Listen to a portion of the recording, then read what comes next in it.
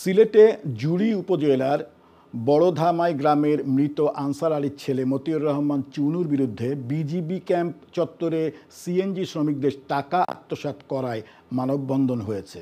চুনু আওয়ামী লীগের ছত্রছায়ায় জুড়ি নিউ মার্কেটের সম্মুখে ফুটপাতে দোকান বসিয়ে চাঁদাবাজি করতেও ইয়াবা এবং গাছ চুরি, নারী কেলেঙ্কারি ও ধর্ষণ মামলায় জেল খাটার আসামি চুনু। উপজেলা শাখার শ্রমিকদের ৬০ লক্ষ সহ নিউ মার্কেট সিএনজি স্ট্যান্ডের ২০ লক্ষ টাকা আত্মসাৎ করে কানাডা পালিয়ে যায় চুনু। তার বিরুদ্ধে মানববন্ধন করেছে সচেতন মহল। উপজেলা বিএনপির যুগ্ম আহ্বায়ক মতিউর রহমান চুনু টাকা খেয়ে সবার আগে থানায় যান তদবির করতে। এতে নির্যাতিত বিএনপির নেতাকর্মীরা বলেছেন, একজন হাইব্রিড নেতার জন্য আমাদের দলের সুনাম ক্ষুণ্ণ হচ্ছে। উপজেলা বিএনপি বিশাল বড় ক্ষতির সম্মুখীন হতে পারে বলে কেউ কেউ মন্তব্য করেছেন।